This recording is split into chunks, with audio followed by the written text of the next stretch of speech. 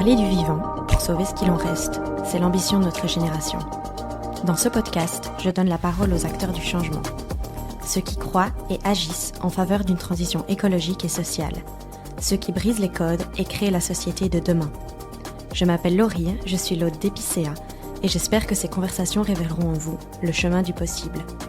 Si le podcast vous plaît, n'hésitez pas à donner une note sur Apple Podcast ou Spotify et à le partager sur les réseaux sociaux ainsi qu'à vos proches. Et maintenant, je laisse place à l'épisode. Bonne écoute! Bonjour à toutes et à tous. Aujourd'hui, j'ai l'honneur de recevoir Jeanne Kless à mon micro. Jeanne est podcasteuse. Elle a lancé l'un des tout premiers podcasts français qui parlait d'écologie, Basilic. Mais Jeanne est aussi formatrice podcast. C'est d'ailleurs sa formation que j'ai suivie lorsque j'ai voulu lancer Épicéa. On est revenu sur son parcours, sur comment justement elle s'est lancée et comment en fait parler d'écologie faisait sens pour elle. Bonne écoute! Bonjour Jeanne et bienvenue sur le podcast. Salut Laurie, je suis très contente d'être là. Trop ravie que tu sois là aussi parce que pour celles et ceux qui nous écoutent, Jeanne est en fait un peu ma formatrice de podcast. J'ai suivi sa formation Basilic Studio et c'est vraiment ça qui m'a permis de me lancer dans le podcast. Donc je suis hyper ravie de t'avoir aujourd'hui. C'est un honneur pour moi, je suis vraiment très contente d'être là, un peu impressionnée, ça m'a presque stressée ce matin. Ah ouais, carrément, pourquoi ? C'est toujours plus difficile d'être invité dans un podcast que l'hôte d'un podcast, je trouve. Ouais, ça, je suis tout à fait d'accord. Pour commencer, est-ce que tu peux te présenter dans les mots qui sont les tiens, tout simplement ? Bien sûr. Alors, donc, je m'appelle Jeanne, tu l'as dit, j'ai 34 ans. J'habite à Annecy depuis un petit moment maintenant et je suis podcasteuse depuis 2017. J'ai lancé Basilic en 2017, qui est un podcast consacré à l'écologie et aux initiatives positives. J'ai lancé ce podcast parce que je voulais qu'on parle de celles et ceux qui façonnent un monde plus durable et qui proposent une lecture positive de l'avenir, tu vois, qui essaie de nous inspirer, d'insuffler un vent de positivisme sans pour autant avoir un côté bisounours. Donc j'ai créé ce podcast en 2017 et de fil en aiguille, c'est devenu mon métier, à la fois Basilic, mais aussi, comme tu le disais, une formation parce que je suis tombée amoureuse du format podcast. Et je fais aussi de la production. Donc voilà, tu vois, il y a tous ces sujets autour du podcast. Je dirais que j'ai 2 passions dans la vie, parler de sujets écolos et les podcasts. Waouh, trop bien parce qu'on va parler de ça aujourd'hui du coup. Si on remonte un peu, du coup tu dis que tu aimes bien parler de sujets écolos. Est-ce que tu as toujours été engagée, tu as toujours voulu parler de ces choses-là ? Alors, toujours, je sais pas. Ce qui est sûr, c'est que j'ai grandi dans une famille assez engagée. Avec des parents plutôt militants. Alors, pas militants sur le terrain, mais militants dans leur façon de consommer. Tu vois, moi, j'ai baigné dans un univers où chez nous, il y avait des stickers anti-nucléaires, bio, etc. Avec un père qui a créé une marque de cosmétiques bio en 90. Donc, c'était vraiment très précurseur à l'époque, des produits fabriqués en France, etc. Donc, j'ai grandi dans cet univers où on m'a toujours appris à consommer différemment et à penser mes achats. Pour autant, c'était pas des militants comme les parents de Mathilde Caillard, par exemple, tu vois, qui étaient vraiment au premier rang des manifs et tout. Nous, c'était pas vraiment ce type de militantisme, mais disons que j'ai toujours eu une conscience assez forte de ça. Ma grand-mère paternelle avait aussi un magasin bio dans les années 80. Enfin, tu vois, c'était quand même quelque chose qui était assez présent chez nous. Et moi, j'ai fait du droit en 2018, après avoir eu le bac. J'ai fait du droit pour faire du droit de l'environnement parce que j'étais persuadée que c'était le seul moyen de corriger ce qui se passait et de trouver des alternatives. Et en fait, j'ai adoré mes études, c'était absolument passionnant, mais je me suis assez vite rendu compte que le droit, bien que ça pouvait être un très bon outil, ce serait pas assez rapide face à l'urgence écologique à laquelle on est confronté. Et j'avais l'impression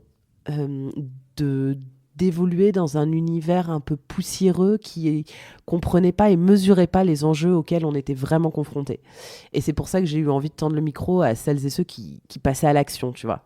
Donc voilà, donc je dirais que j'ai quand même toujours eu une conscience. Après, tout dépend de ce qu'on met derrière le mot engagé et militant, quoi. Et comment est-ce qu'est né Basilic ? Genre, tu t'es levé le matin et tu t'es dit, on donne pas assez la parole à ces gens-là, vas-y, moi je vais le faire. Ouais. C'est vraiment comme ça ? Franchement, comme ça. J'écoutais beaucoup de podcasts à l'époque, beaucoup de podcasts anglophones, parce que j'habitais loin d'ici, j'habitais en Asie, et donc je pouvais plus écouter la radio et tout, tu vois, et donc je suis tombée un peu dans la marmite des podcasts indépendants, natifs, anglo-saxons. Et je me suis dit, attends, mais en France, il y a 4 podcasts. À l'époque, il y avait La Poudre, c'était le début de La Poudre, il y avait Génération XX, enfin, il y avait que quelques podcasts. Et vraiment, un jour, je me suis levée, je me suis dit, ok, c'est ça que je vais faire, en fait, je vais lancer un podcast pour parler de ces gens-là. Je savais pas exactement qui j'allais contacter, mais j'avais quand même quelques idées, parce que j'avais bossé pour une start-up à l'époque, maintenant c'est une entreprise, mais une start-up à l'époque qui fabrique des cosmétiques zéro déchet. Et donc j'avais vu toutes ces personnes-là, et puis petite, j'ai évolué sur les salons bio, donc je savais qu'il y avait des gens qui œuvraient pour un monde plus durable, plus résilient. Donc j'avais un peu une vague idée de qui je voulais interviewer. Par contre, niveau technique, j'y connaissais rien. Et je me souviens très bien, mon mec est rentré du boulot. Je lui ai dit, bah voilà, en fait, je vais lancer un podcast.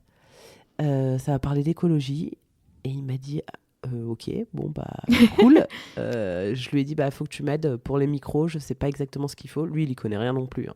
Mais bon, je me suis dit, à deux, on sera toujours plus intelligent que seul.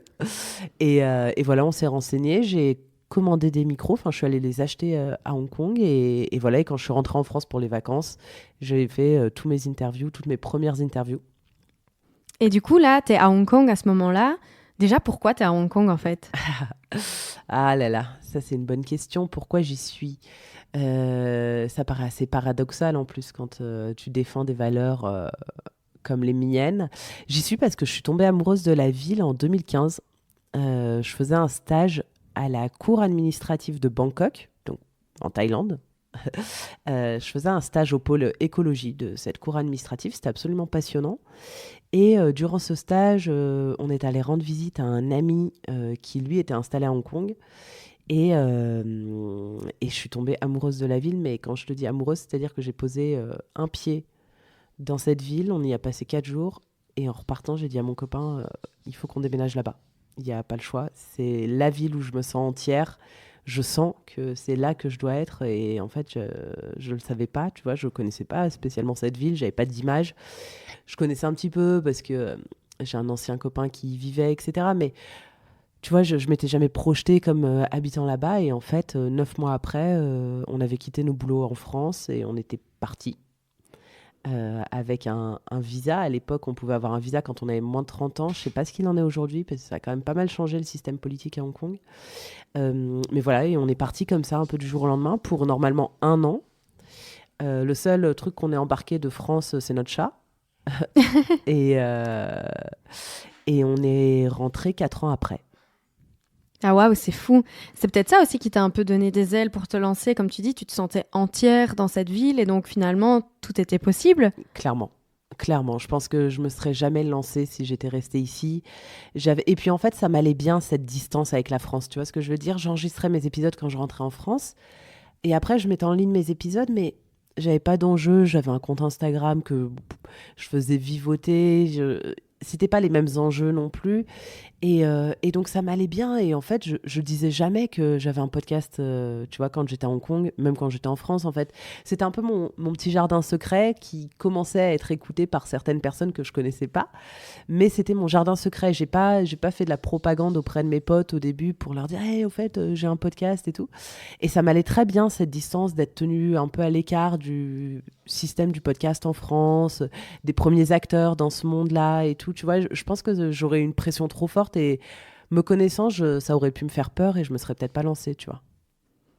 Et du coup, tu enregistrais quand tu rentrais alors? Ouais. Tu faisais pas du à distance? Non. Parce que là, nous, on est en train d'enregistrer à distance, mais tu faisais pas comme ça à l'époque? Non, non, non, non, non.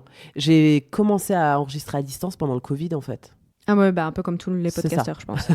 Mais sinon, non. Alors, est-ce que c'est parce que j'y avais jamais pensé? Je sais pas, mais pour moi, en fait, j'adore enregistrer mes épisodes de Basilic, mais j'adore aussi les heures qui précèdent et qui suivent un enregistrement, tu Complètement. vois.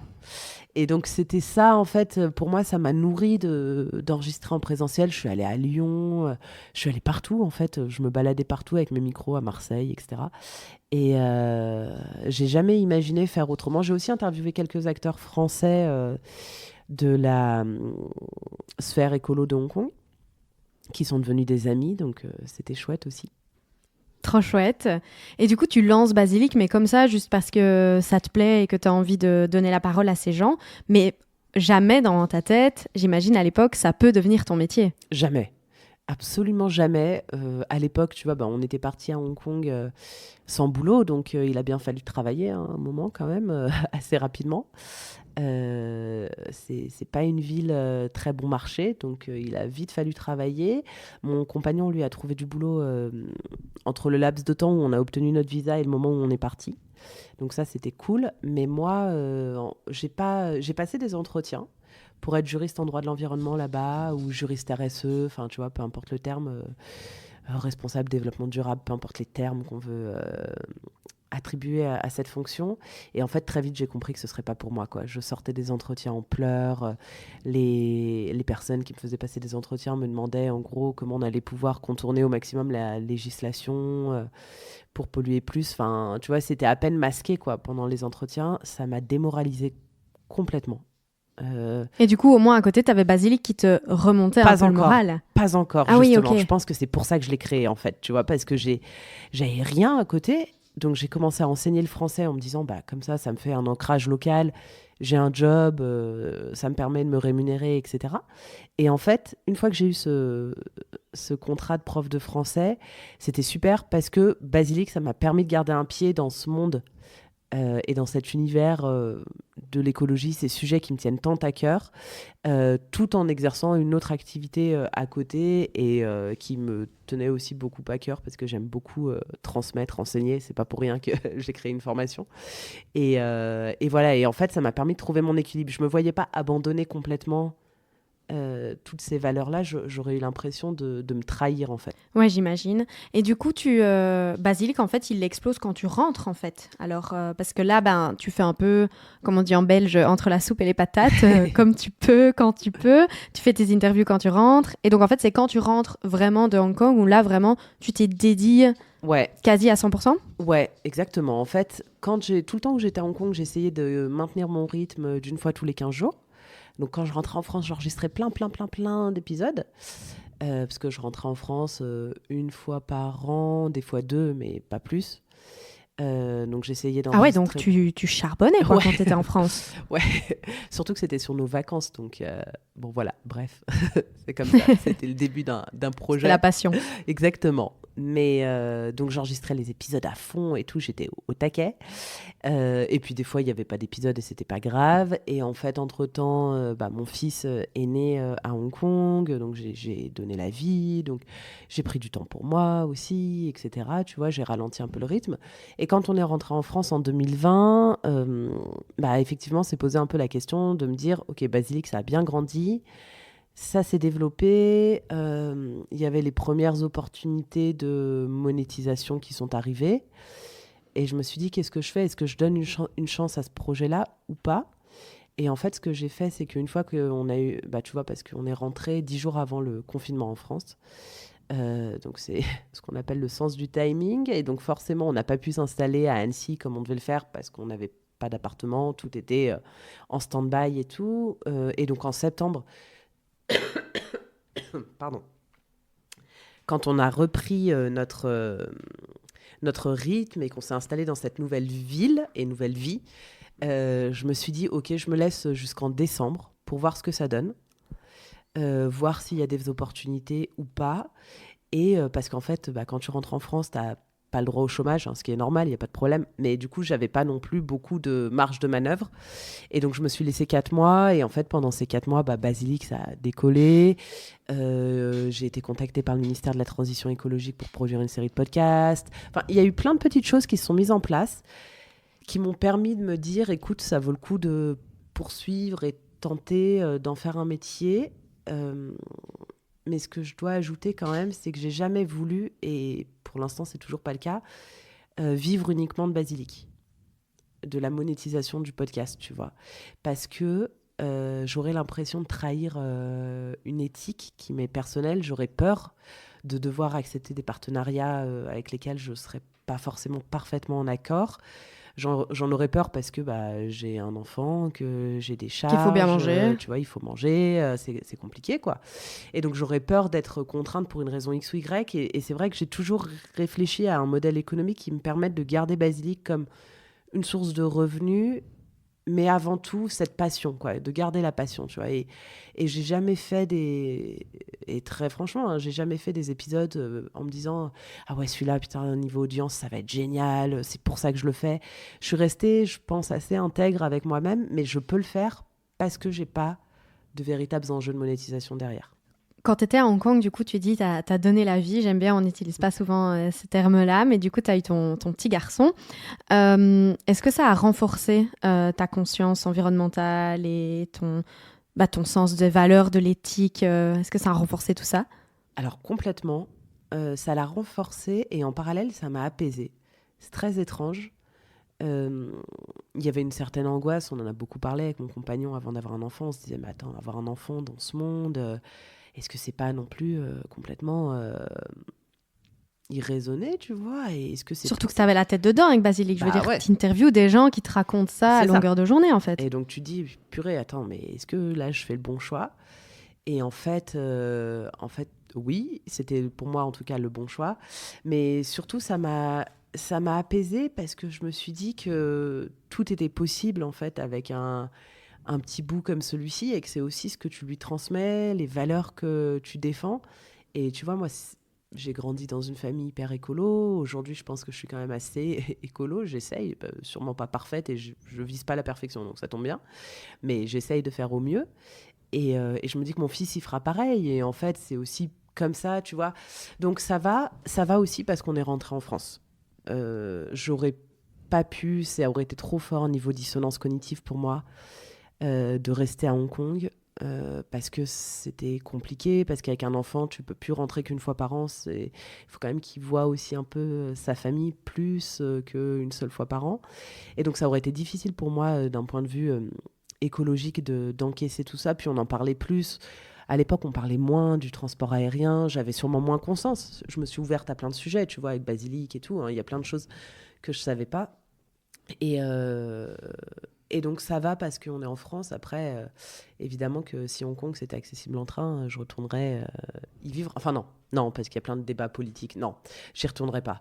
Mais bon, tu vois ce que je veux dire. Si je pouvais aller en Asie en train, sûrement qu'on serait resté là-bas, quoi.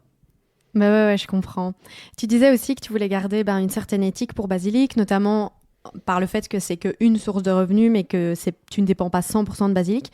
Je me souviens que pendant la formation, tu nous expliquais que tu avais fait, il me semble, c'était toi en tout cas, qui avait fait de la monétisation automatique, et du coup, tu t'étais retrouvé avec des pubs que tu validais pas du tout, sur ton podcast. Tu peux raconter un peu? Aïe, aïe, aïe, sacrée anecdote. Et oui, j'avais... Alors ça, c'était... Pour le coup, j'étais encore à Hong Kong, tu vois. Donc, c'était tout début de la monétisation automatique, ce qu'ils appellent des publicités à insertion dynamique. C'est-à-dire qu'il y a un flot de publicité comme à la radio qui est inséré de manière automatique sur nos podcasts. Alors, sur le papier, ça paraît être une bonne chose parce qu'on se dit, toute création de contenu mérite aussi une juste rémunération. Donc moi, je m'étais dit OK et tout. Puis à l'époque, j'avais accepté en même temps que Chloé du podcast Nouveau Modèle, parce que c'est une copine et on évoluait un peu ensemble dans cet univers. Et on avait quand même rédigé une charte pour signaler à notre hébergeur que nous, on avait des podcasts engagés et qu'on ne pouvait pas se permettre d'accueillir n'importe quel type d'annonceur. Il m'avait dit, mais il n'y a pas de problème, Jeanne, pourquoi tu stresses, t'inquiètes, on a la charte, ça va être bon. Et un jour, je me connecte, je crois que c'était Instagram ou peut-être sur mes mails, je sais plus, peut-être bien les mails. Et je reçois un mail d'un auditeur, un homme, qui me dit Jeanne, je trouve ça très dommage et déplorable qu'il y ait de la pub pour Air France sur votre podcast. Oh merde. Et là, mon sang se glace. Je reste de marbre devant mon ordinateur, j'étais tétanisée et je dis attends, mais c'est pas possible. Et quelques jours après, je reçois un autre message de quelqu'un qui me dit « Jeanne, tu devrais pas faire de la pub pour Audi sur Basilic. » Et en plus, c'était au moment du scandale avec Audi. Et j'étais « Non, mais moi, j'ai jamais approuvé ces pubs. » Et en fait, c'est très compliqué aussi d'expliquer ça aux auditeurs parce qu'ils pensaient, à juste titre, que moi, j'avais un certain la mainmise contrôle. dessus. Voilà, ouais. Exactement. Et en fait, j'ai tout de suite arrêté. J'ai appelé l'hébergeur et j'ai résilié le contrat immédiatement. Mais tout ça pour dire qu'en fait, en quelques clics, j'ai perdu sûrement une partie de mon audience pour laquelle j'ai été décrédibilisée. Et surtout ce que ça représente, en fait, les choix que tu fais quand tu as un média éthique et engagé, les choix d'annonceurs que tu fais sont clés, en fait. Et voilà, et j'ai plus jamais refait d'insertion dynamique et j'en ferai plus jamais. Ça m'a traumatisée. Mais d'ailleurs, tu nous l'avais pas conseillé pendant la formation. Non, et en plus pour gagner des cacahuètes, donc pas intéressant du tout. Mais du coup, ça pose vraiment question du modèle économique quand tu fais du contenu engagé, quoi. Merde, tu dois... Enfin, et je suis la première à le prôner, mais tu dois faire attention à tout, quoi. C'est d'un fatigant. Et surtout, ça, c'est pas ultra rémunérateur comparé à du contenu un peu plus mainstream, on va dire. Qu'est-ce que t'en penses de tout ça ? Je trouve que c'est passionnant. Merci d'aborder le sujet parce que c'est rarement abordé. Alors, je suis tout à fait d'accord avec toi. En fait, c'est fatigant. Tu dis que c'est fatigant, mais c'est vrai parce que déjà, on a moins d'opportunités. En tout cas, on peut accepter moins d'opportunités parce qu'il faut que ce soit en accord avec nos valeurs et ce qui est tout à fait OK. Hein. Je veux dire, j'irai jamais faire de la pub pour Total, c'est bien entendu. Mais ça pose un vrai problème parce que derrière, on crée ce contenu gratuitement avec passion. Et pour autant, on ne se bat pas à armes égales avec des podcasts concurrents moins éthiques dans la mesure où, en fait, ces financements que tu peux obtenir par le biais de la monétisation, par exemple, ils ne servent pas juste à nous permettre de vivre la belle vie. C'est pas ça l'enjeu. L'enjeu, c'est de développer notre média, c'est de le faire rayonner davantage, c'est d'avoir une plus grande force de frappe, de pouvoir aller toucher des nouveaux auditeurs et des nouvelles auditrices.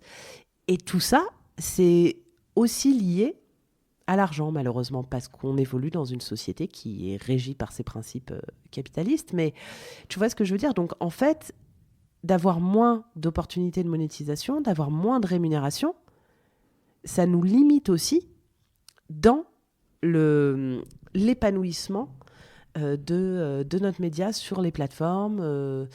Et c'est compliqué. C'est compliqué. Et ça, c'est des vrais sujets auxquels je réfléchis beaucoup.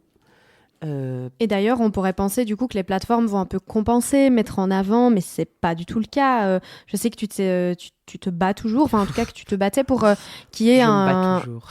Une section écologie en fait sur Apple Podcast et donc pour toutes les plateformes d'écoute et c'est toujours pas le cas, il me semble. C'est toujours pas le cas. On n'est pas rémunéré par les plateformes en tant que créateur et créatrice de contenu. Pour autant, si on a des abonnés qui n'ont pas Spotify, qui ne sont pas abonnés eux à Spotify et qui ont un compte gratuit, ils entendent de la publicité.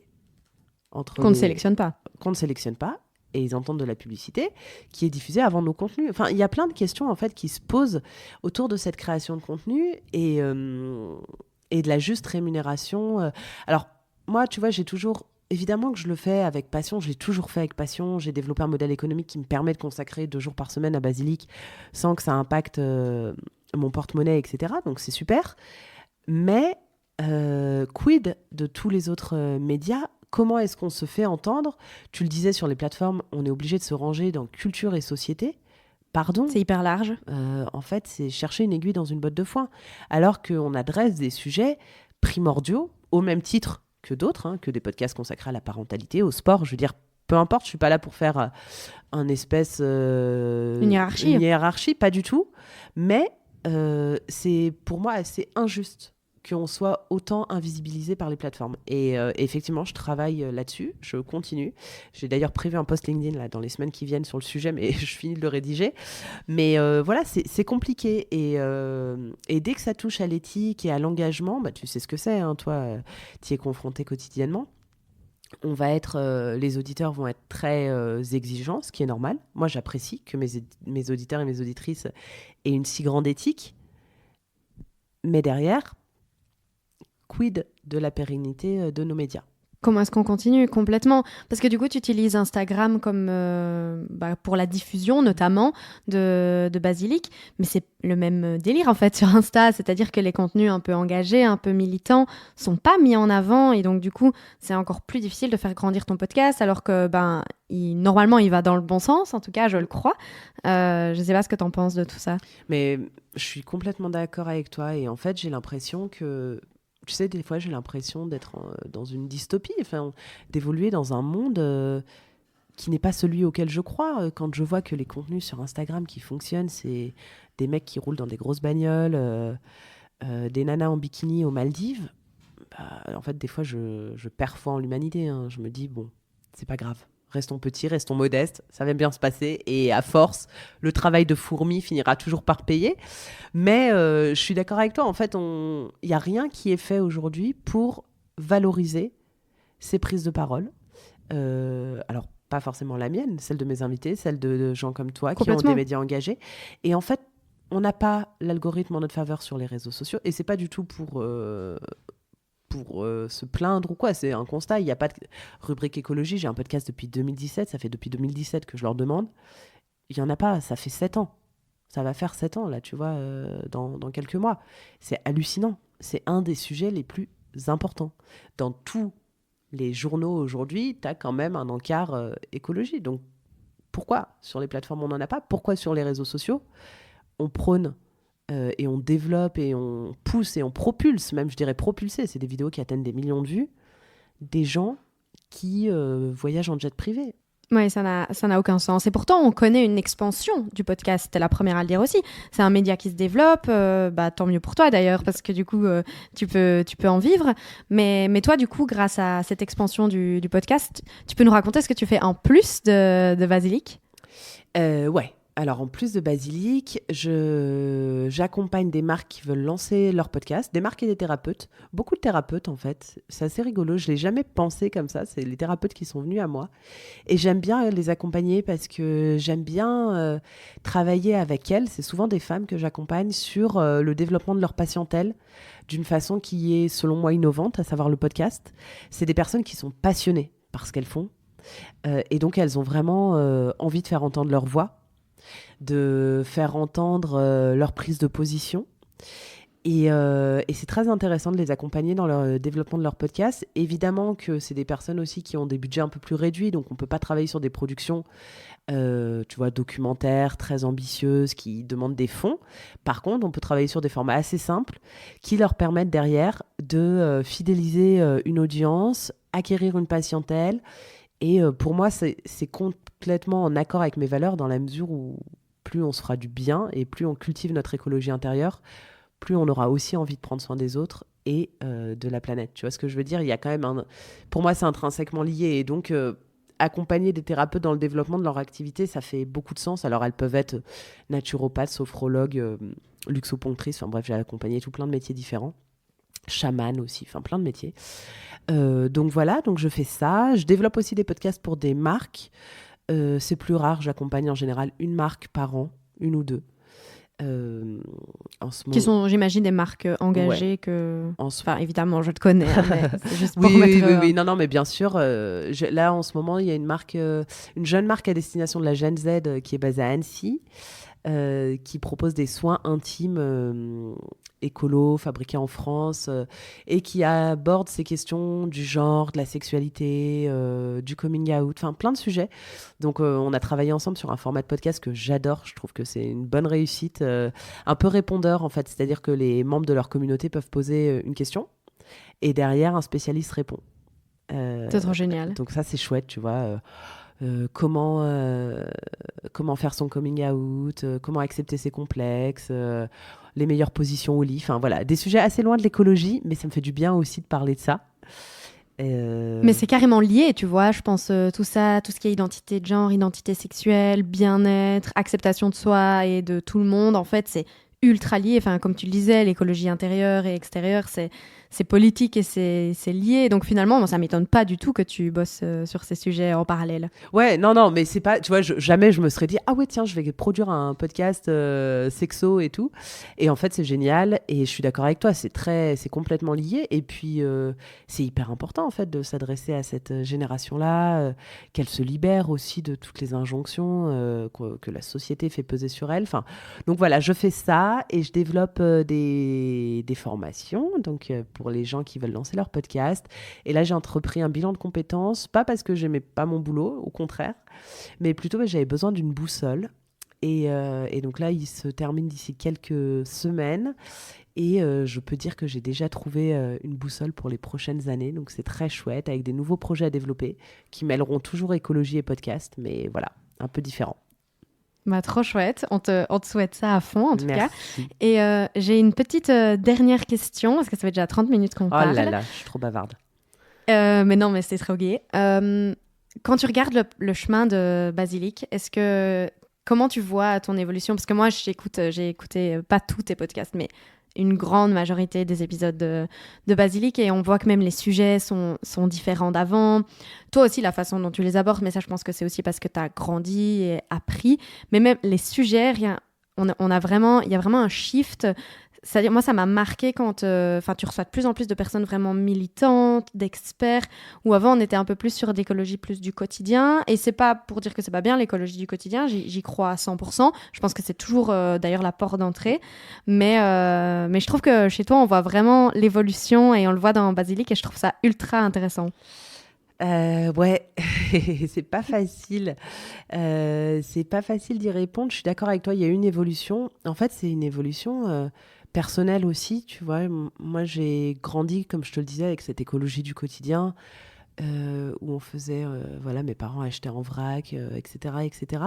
Et donc, j'étais persuadée que c'était la solution, ou en tout cas une solution. Et puis après, je me suis pris dans la figure le rapport d'Oxfam qui t'explique qu'en fait, il y a quand même un petit problème avec les personnes très très riches sur notre planète, les banques. J'ai découvert plein de sujets. En fait, je me suis ouverte à plein de sujets, et donc forcément, j'ai eu envie d'adresser ces sujets plus militants. Je me suis pas pour autant détournée de la consommation responsable. C'est vrai que j'adresse moins le sujet. Je m'en suis pas complètement détournée parce que je veux que Basilic, ça reste aussi une porte d'entrée pour les gens. Et ça l'est pour beaucoup, et je reçois souvent des témoignages d'auditeurs ou d'auditrices qui me disent « Mais merci, grâce à toi, j'ai demandé à ce qu'on installe un compost dans mon entreprise, ou j'ai demandé à mon responsable RSE de faire ce petit changement-là. » Et c'est des tout petits changements. Mais ça a de l'impact. Et pour les gens qui l'ont demandé, c'est un impact inestimable. Et une sensation d'être passé à l'action. Et ça, c'est super important. Donc j'ai envie de cultiver ça. Mais pour autant, il est indéniable que moi, je me suis, je dirais pas radicalisée, je pense pas l'être. Mais plus tu es informé, moins tu tolères de choses aussi. Mais complètement. Je pense.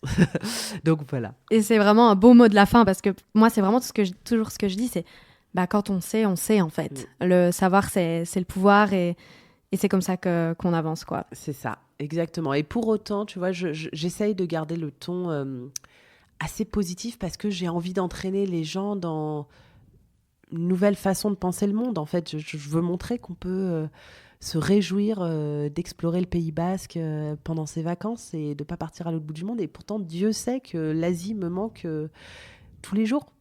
Tous les jours, je rêve de manger un mango and sticky rice ou des dumplings, tu vois.